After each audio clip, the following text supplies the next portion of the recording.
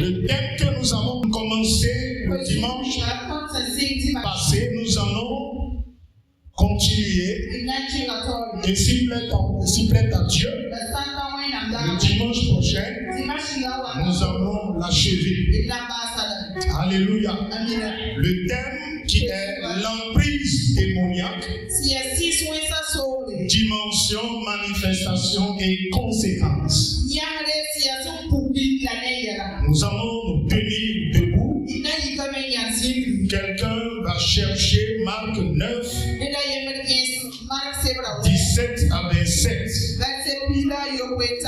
Marc 9.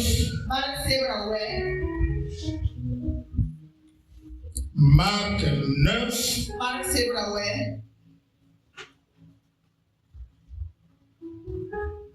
Marc chapitre 9. 17 à 27. Allez-y. Si quelqu'un n'a pas de moi-même, je vais lire.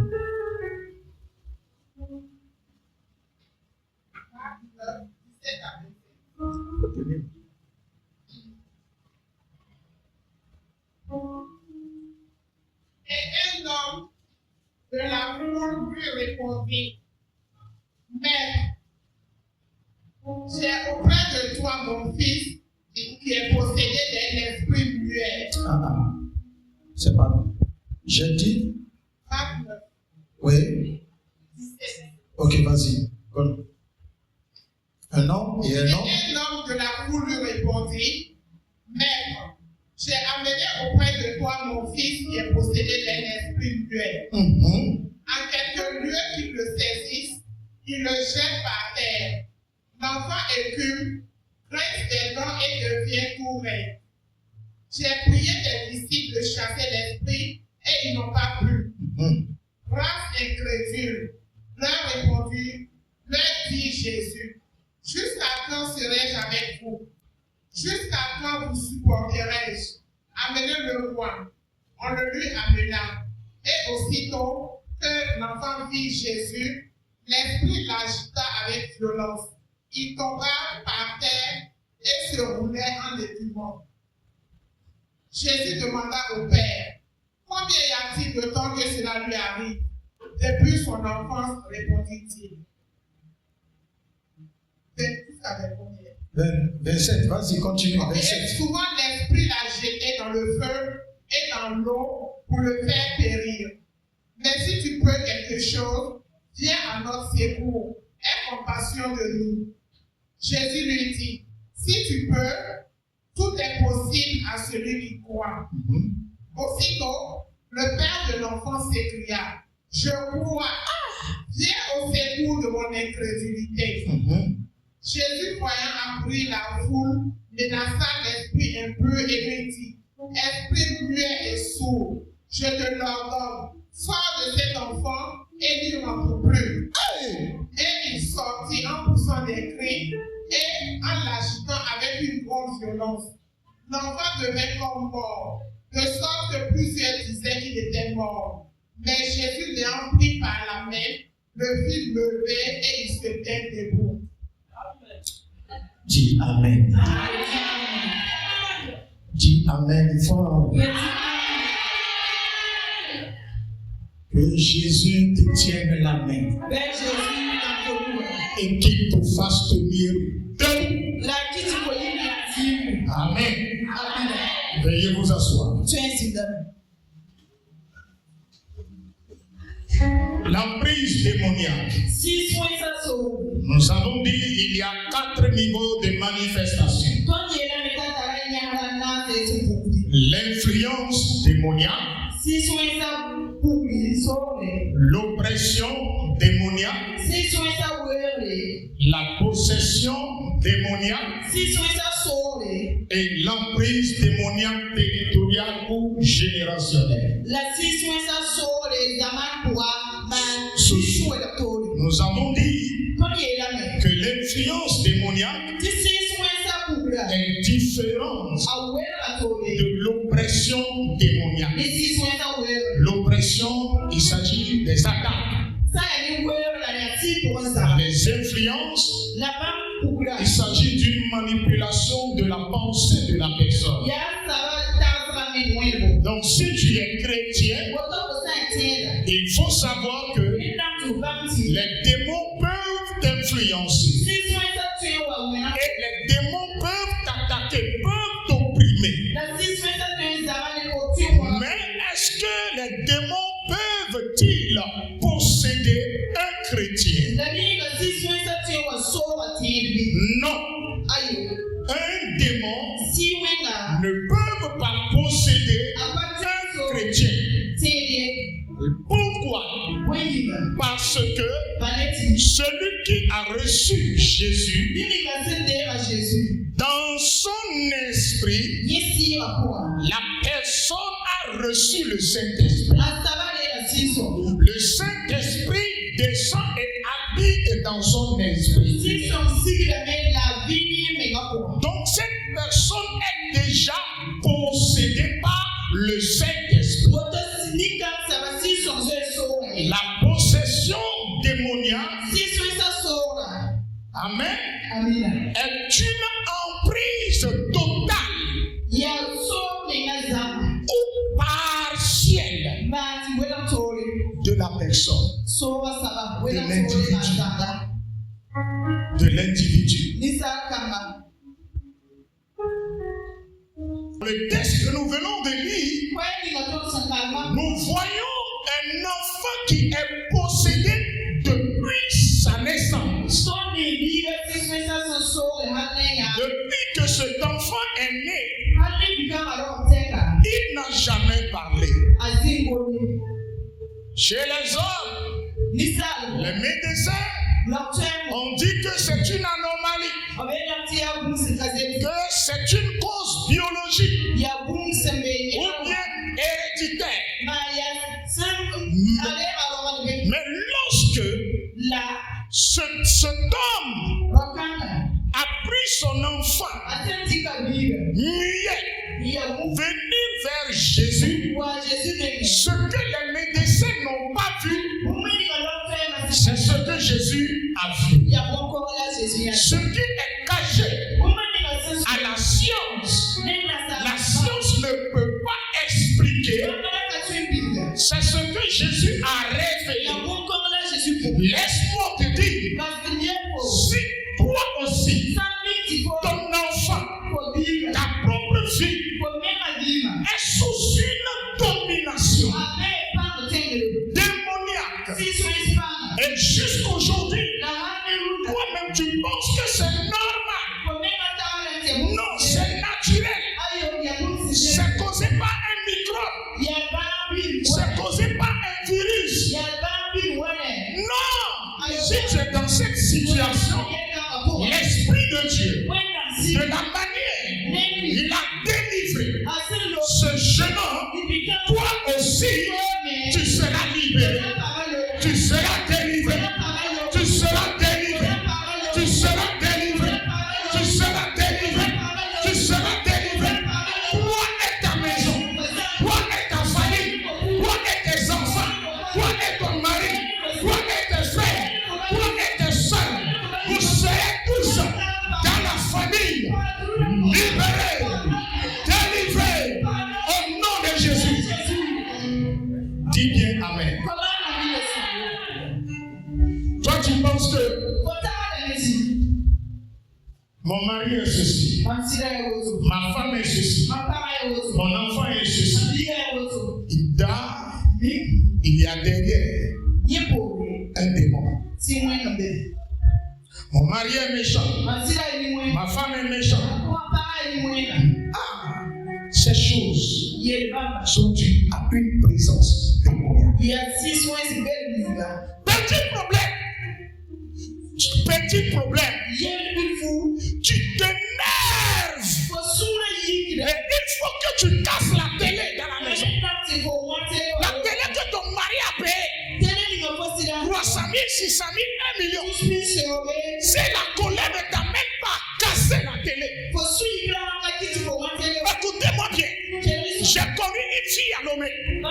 Quand son mari l'énerve, si elle n'a rien à casser, elle se tourne vers la fenêtre et elle donne un coup de poing au vitre, le vitre se brise avant que sa colère s'apaise. Et vous pensez que c'est normal?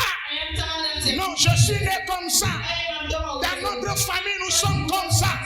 C'est une possession. Le caractère est possédé. Ça ne vient pas de Dieu. Ça, ce n'est pas une influence. Ce n'est pas une oppression. Mais c'est une possession. Vous allez voir, il y a des gens qui ont donné leur vie à Jésus. Mais depuis là, ils sont méchants. Et quand tu vois, tu te poses la question, lui là, c'est un chrétien. Elle est chrétienne. Et elle se comporte comme ça. La méchanceté à un degré. Elle est possédée. L'enfant est possédé. La possession démoniaque. Prends le contrôle de la personne. Vous voyez? L'enfant est possédé dans son esprit. Et cela a agi sur le corps. Il ne peut plus parler. Il ne peut plus s'exprimer correctement. Il ne peut plus exprimer correctement ses désirs, sa volonté, ses pensées.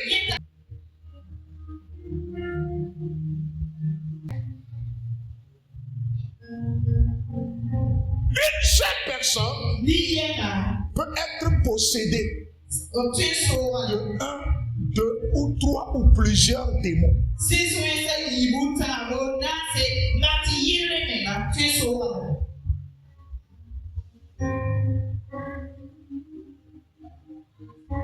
Quand c'est un seul démon, là, tu es sauvé. 2 démons, tu es sauvé. 3 démons, tu es sauvé. 4 démons, tu es sauvé. 6 démons, tu es sauvé. Mais si c'est 7, Jésus a dit, la condition dernière de la personne devient pire qu'avant à cause de la présence de 7 ou 8 démons. Vous avez compris le degré? Donc la possession démoniaque, c'est une emprise totale sur la personne. Son esprit est contrôlé. Son intelligence est contrôlée.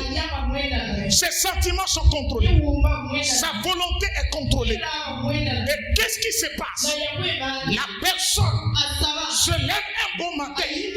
L'esprit lui dit, enlève tes vêtements. Et il ne peut pas s'opposer. La Bible déclare que cet enfant, quand il se lève, de temps en temps, l'esprit le prend et il le jette dans le feu.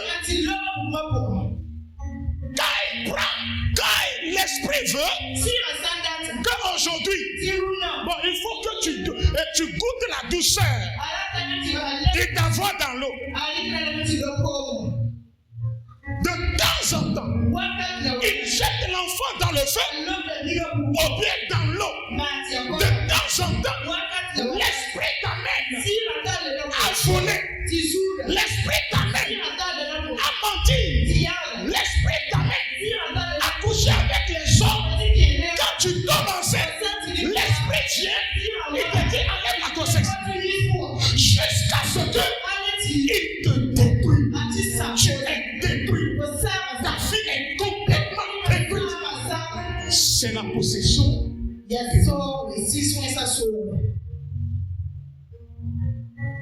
Tu veux arrêter. Tu pleures aujourd'hui. Demain matin, tu es dedans. Ce que tu ne veux pas faire,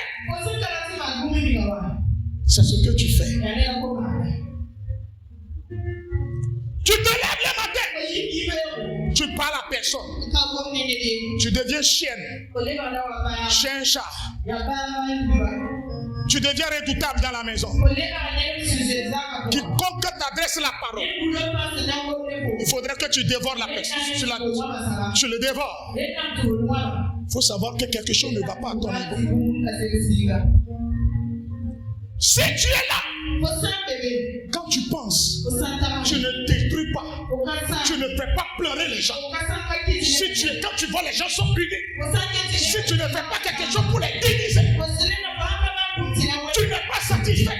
Il faut savoir que tu es possédé.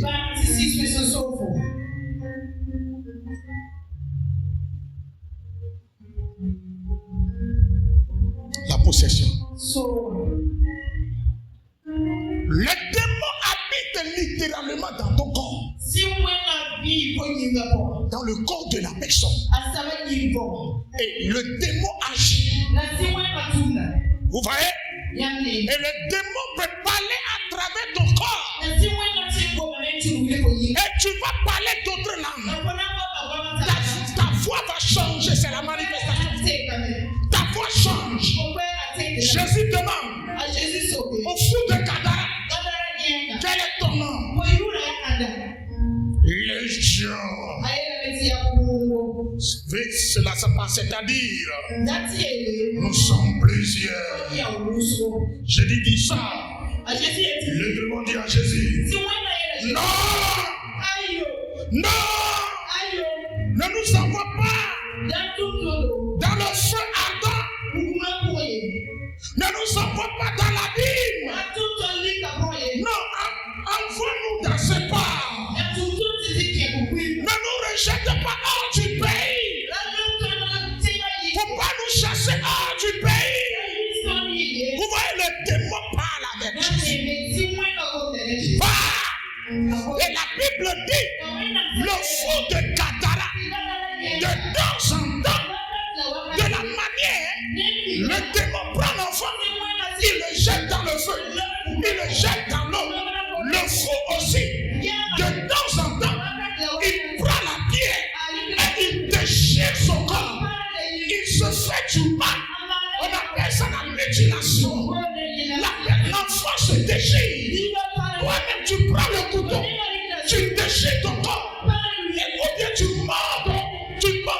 mords ta chair. Quand le sang sort, le sang coule, tu es satisfait.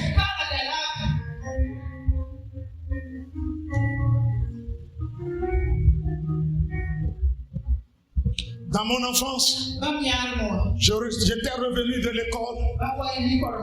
En ce moment, j'étais au CE2. Et de temps en temps, derrière la cour de papa, il y avait un champ de patates douces.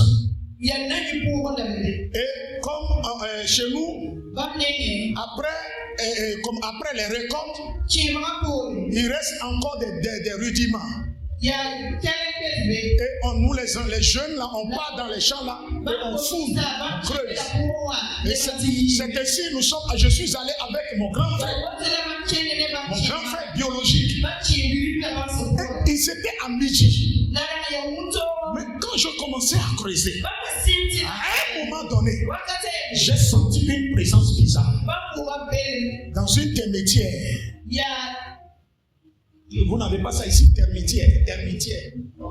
Voilà.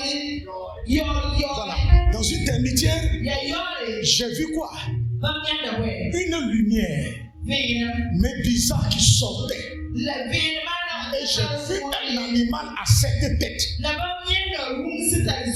la tête humaine. Mais c'est un animal qui sortait. Il est sorti et il se dirigeait vers moi. Et je disais à mon grand frère, comme il regarde là.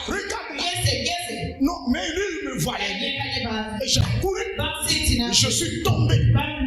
Et mon bras là a eu problème depuis ce jour. On est allé dans les hôpitaux. Les analyses. Rien vu. Mais je suis malade. Je suis malade. T'es tombé gravement malade. Depuis ce jour, à chaque fin d'année, dans une classe, il faut que je tombe malade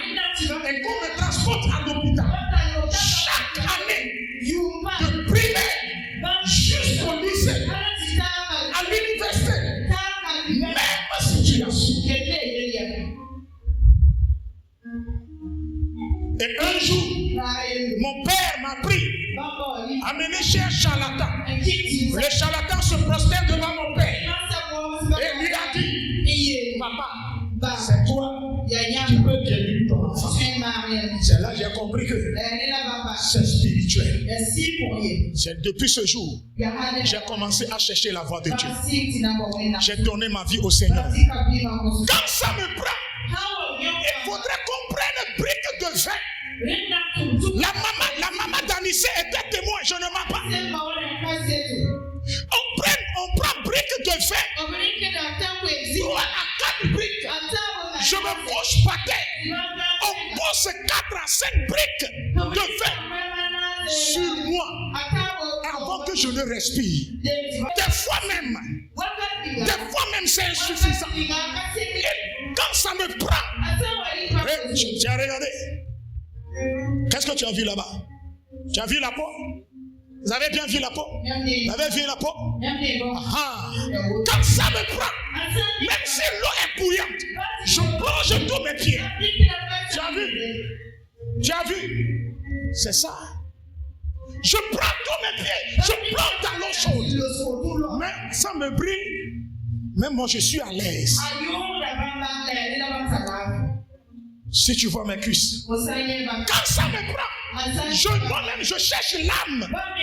Je dis l'âme et je déchire mon corps et je prends citron. Je mets le jus du citron dans la peau et quand ça me fait mal, le sang coule.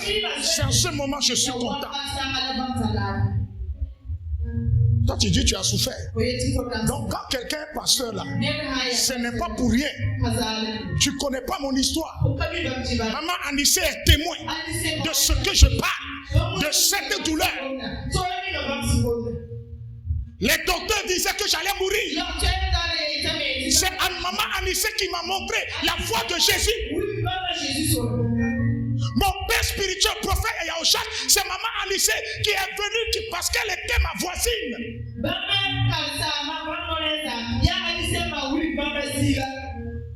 Écoutez-moi bien. Nous on a traversé la douleur. Possession démoniaque. J'ai été possédé par l'esprit de la maladie. Je déchirais mon corps.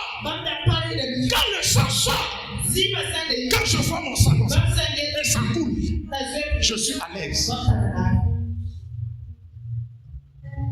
Ma femme, le jour où on s'est connus, je ne lui ai pas parlé de mon histoire. Ce côté-là, je lui ai caché cela. Et elle est partie, après le mariage, elle est partie saluer ma maman. Et maman l'a fait asseoir. C'est entré en matière seulement. Elle est tombée malade. Elle est revenue et dit, bébé, oh, tu as souffert comme ça. Et tu ne me l'as pas dit. J'ai dit, c'est un passé horrible. Donc je ne veux pas, je veux pas parler de ça. La possession démoniaque, c'est pas une bonne chose. Mon père avait la solution. Mais il ne m'a jamais guéri. Mais c'est Jésus qui m'a guéri. À cause de toi, à cause de ma destinée, à cause de ma mission. Alléluia. À cause de ma mission, à cause de mon appel. C'est pourquoi, bien-aimé, si tu donnes ta vie à Jésus, et tu connais ton passé, tu connais ton origine, il ne faut pas jouer avec ta vie. Don't just live your life. Ne joue pas avec ta vie. C'est pourquoi, vous comprenez maintenant, la raison pour laquelle je n'ai pas d'amis, je n'ai pas de frères, camarades, quoi. Même dans le ministère, je n'ai que des connaissances, je n'ai que des collègues. Mais dire ami, parler de mon vent, parler... Non, I don't have it. Je n'en ai pas. Elle a demandé, je ne me suis jamais levé. Dit, je vais aller voir mon ami. I don't have it. Parce que mon appel est différent. Je connais ma destinée. Si je joue avec ma vie, La fois passée, j'ai rêvé qu'on m'a empoisonné. L'Esprit de Dieu m'a dit, on m'a empoisonné. De faire très attention ces 2 jours. Je suis au bureau. Je vois quelque chose. On m'a dit que c'est quelqu'un qui l'a donné. Quelqu'un qui a déposé. J'ai dit, maman, bon, tu sais, tu me connais. Mais si l'Esprit de Dieu me prend, j'accepte, mais ça là, je ne toucherai pas. Je ne vais pas manger. Je l'ai jeté. La possession démoniaque peut prendre toute ta vie en otage. Surtout quand tu es Joséphine d'une famille. Surtout quand tu es Joseph d'une famille. We must be pay attention. Tu dois faire très attention. Tes amis peuvent être possédés. Tes collègues du service peuvent être possédés. Marcher avec toi. On peut transférer des énergies négatives sur les bobos, sur les objets. Dès que tu vas prendre, ta vie sera possédée. C'est ça qui fait qu'à travers la nourriture, on donne la sorcellerie aux gens. À travers le bonbon, l'enfant est parti au travail, à l'école. Il revient avec la sorcellerie. Parce qu'il a mangé biscuit. Maman, surveille ton enfant. Tu ne sais pas par qui les démons vont passer pour te détruire. C'est pourquoi après ce message, il change de mentalité. Il est bon de manger, mais ce n'est pas tout ce n'est pas tout qui est bon à manger.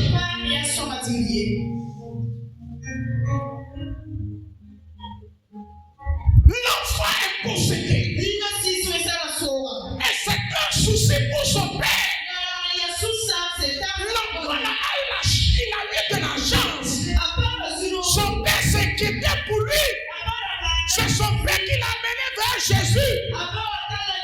Mais moi, il n'y a personne qui peut m'amener, même chez quelqu'un, pour me soigner.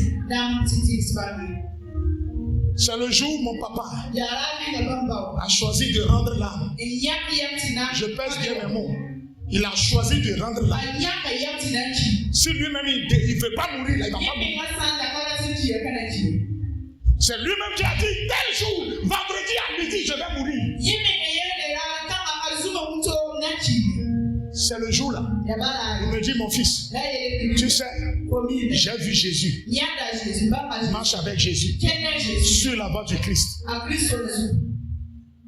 La possession démoniaque est dangereuse. Quand quelqu'un est possédé, la personne peut être ton ami depuis des années, mais en mission dans ta vie.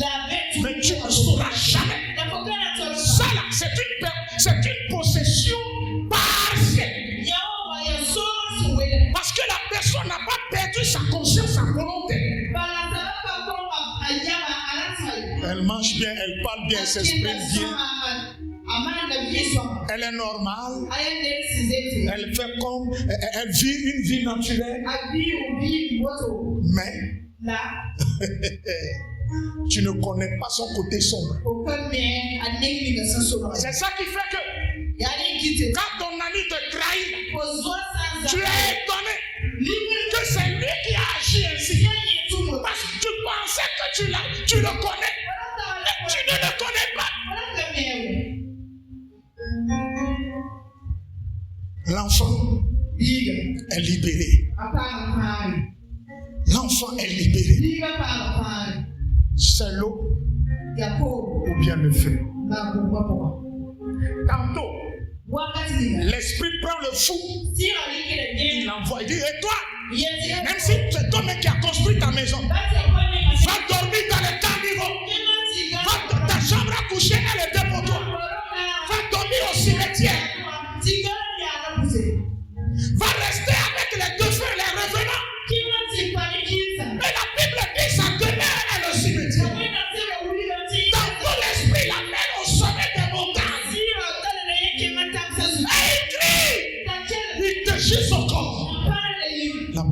démoniaque. Quand quelqu'un est possédé et la personne dit qu'elle va te détruire. Écoutez, il y a la possession chronique, possession partielle, possession normale et possession chronique. Quand c'est chronique, quand c'est chronique, la personne elle-même elle est consciente de sa possession. C'est comme si une tante ou bien une belle-mère qui se lève, il dit ma belle-fille, tu penses que tu peux épouser mon enfant?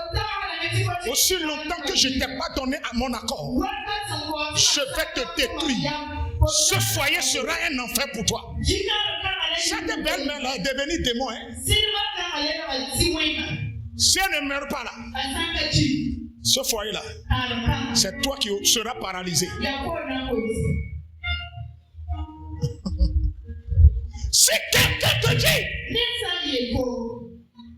je vais te détruire, parce que la personne est consciente des démons qui l'animent. Chaque nuit, elle sort de son corps. Je dis chaque nuit, cette personne sort de son corps et elle revient. Elle sait ce qu'elle fait dans la famille. Elle connaît le rôle qu'elle joue dans la société, dans ta vie. Ce matin, quiconque qui est possédé, qui a noué une alliance avec toi, ce matin, que l'alliance soit brisée et que la personne soit démasquée. Au nom de Jésus.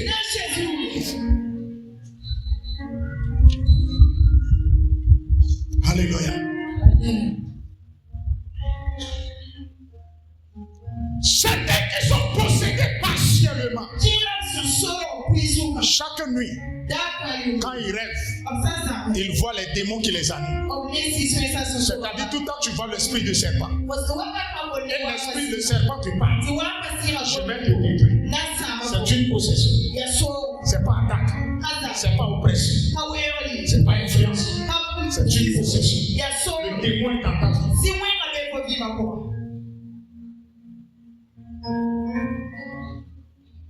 Certaines personnes, à force de consulter les marabouts, à force de consulter les féticheurs, à force de consulter les occultes, les francs-maçons, tout le temps tu sais que la personne dans cette, mais tu manges son argent, tu bouffes son argent. Non, moi je vais le manger et puis me disparaître. Je vais le manger et écraser son pied. Moi je ne suis pas avec lui, hein. Bon, c'est l'argent seulement. Je sais qu'il est dans cette vie, mais je m'en fous. Et laisse-moi te dire, c'est l'argent qui vient de cette, l'argent occulte, l'argent sain. Si l'argent n'est pas possédé, pourquoi si la personne meurt, le démon vient chercher, récupérer tous les biens. Ses affaires sont détruites. La personne perd tout. Si la personne sort du loge, elle perd tout. Pourquoi? Mais toi, à cause de l'orgueil, la cupidité, non, moi je vais manger son argent. Rien ne va m'arriver. Tu as fini de manger, c'est là que tu rends compte que tu es toujours célibataire.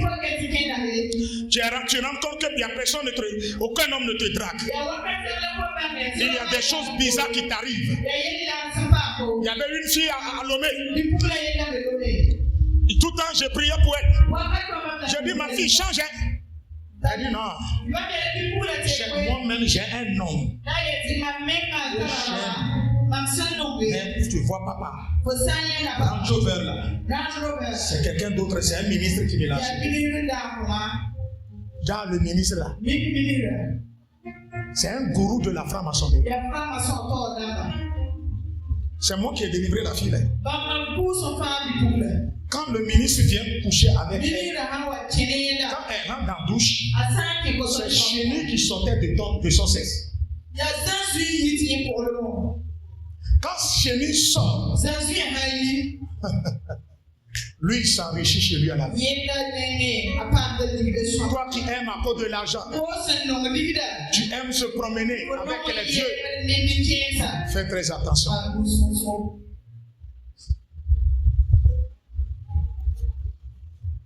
Fais très attention. Vous voyez? Quand quelqu'un est possédé, le démon lui donne une force surhumaine. La Bible dit on met des chaînes. On le lit avec des chaînes. Mais le fou brise les chaînes. Et personne, aucun homme n'arrivait à le dompter, à le maîtriser.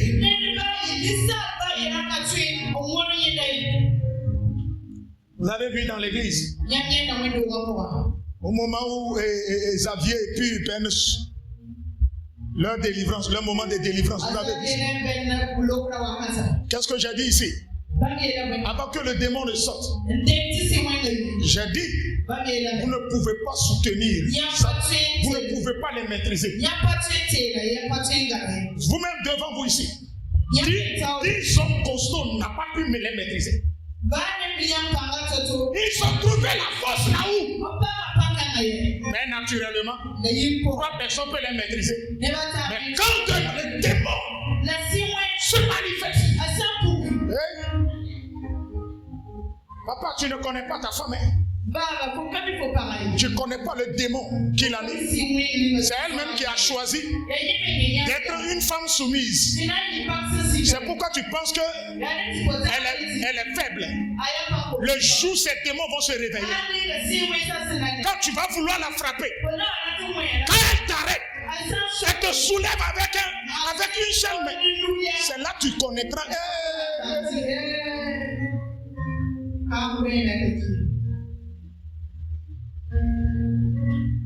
Un jour, la fille s'est énervée. Le monsieur, tout le temps, la tabasse. Elle s'est énervée. Elle a pris son mari, elle a jeté par tes pas. Elle a mis pied pas. Monsieur, je vais te dire aujourd'hui, je suis ghetto woman.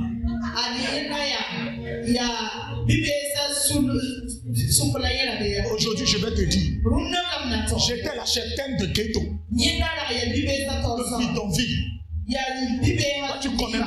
Tu connais pas ghetto, hein? Le banditisme à outrance. Tu me connais pas. J'ai donné ma vie, mais tu connais pas mon côté sombre. Tu vas pas me divorcer.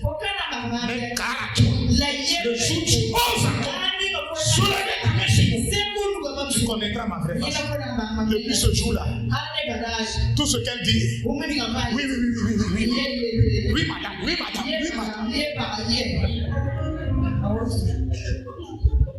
Papa Emmanuel, tu connais pas maman.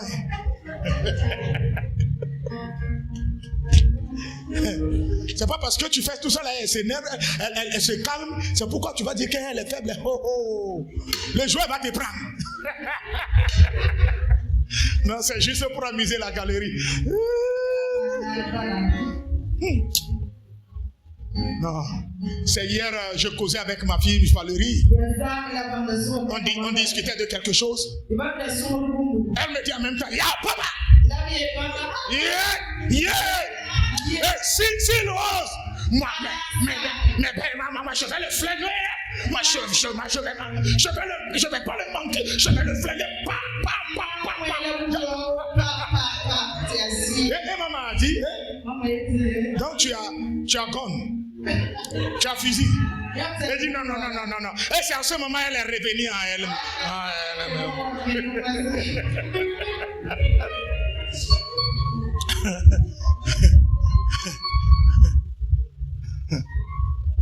Voici, dit moi je ne m'énerve pas vite. À cause de la peau du buffle là.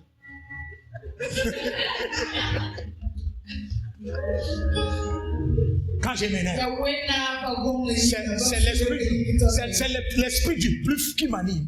Je n'ai peur de rien. Dis-moi, quand tu connais ces choses, tu dois faire un travail sur possession démoniaque. Pourquoi cette parole? Pourquoi ce message? Il faut que tu connaisses les secrets du monde spirituel. Il faut que tu connaisses le plan du diable dans ta propre vie. On appelle autodestruction. Le diable ne va pas te détruire. Il va utiliser ton propre cœur pour détruire ton foyer, détruire tes relations, détruire ceux qui t'aiment, ceux qui tiennent à toi. Le diable va utiliser tes principes de vie pour te détruire. On appelle ça autodestruction. Je vais te dire, certaines personnes, leurs démons là, qui les a possédés, c'est leur caractère. Le caractère est plus puissant que démon.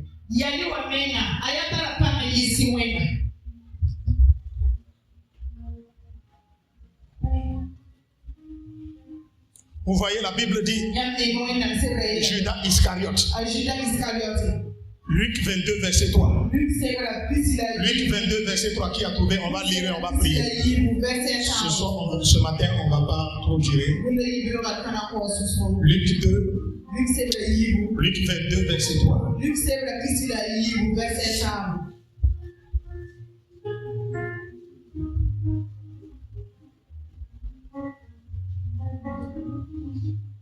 Luc 22. Verset 3. Oui, or Satan entra dans Judas, surnommé Iscariote, qui était du nombre des 12. Et Judas alla s'entendre avec les princes. Ah, ouais, non.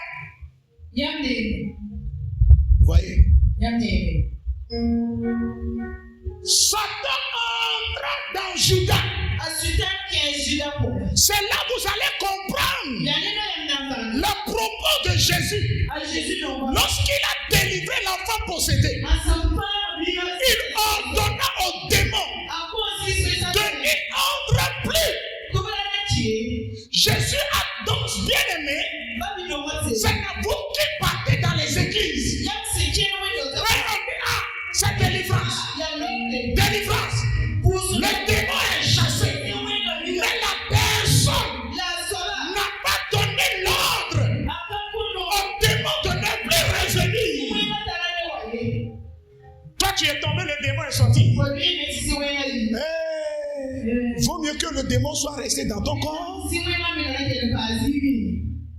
que de le chasser et qu'il revienne avec 7 autres plus puissants que lui. C'est pourquoi Jésus lui a donné l'ordre. Il ne faut plus revenir dans la vie de cet enfant. Ce matin, nous allons prier. Ce qui est sorti de ta vie. Voilà. Tu as compris maintenant. Si Jésus dit, il ne faut plus que le démon entre. Vous voyez, Judas Iscariote fait partie des 12 disciples. Judas Iscariote était apôtre. Et il était à table avec Jésus. Satan a fait quoi? Est entré en lui. Lorsque Satan est entré en lui, il s'est levé. Maintenant, pour aller trahir Jésus. Donc ça veut dire quoi? Tu es chrétien. Si toi-même tu quittes le chemin de Jésus, tu quittes le chemin de la foi à cause de tes propres ambitions, à cause de tes intérêts personnels, les démons qu'on a chassés de ta vie vont revenir. Et quand ils reviennent, vont pas revenir pour embellir, arroser ta vie. Mais c'est juste pour te détruire, pour te mettre KO, pour te mettre à terre. Mais ce matin, le fardeau qui a quitté ta vie, les problèmes qui ont quitté ta vie, nous allons leur donner l'ordre de ne plus revenir. Nous allons leur donner l'ordre de ne plus revenir. L'envoûtement qui a quitté ta vie, la malédiction qui a quitté ta vie, la souffrance, la maladie qui a quitté ton corps, les difficultés qui ont quitté ta vie. Ce matin, nous allons leur donner l'ordre de ne plus revenir, de ne plus revenir. La faiblesse spirituelle, tu ne vas plus revenir dans la vie. Le sommeil spirituel dans le ministère, tu ne vas plus revenir. L'esprit de paresse dans la vie active, tu ne vas plus revenir. L'esprit de la pauvreté, l'esprit de la stérilité, tu ne vas plus revenir dans ma vie.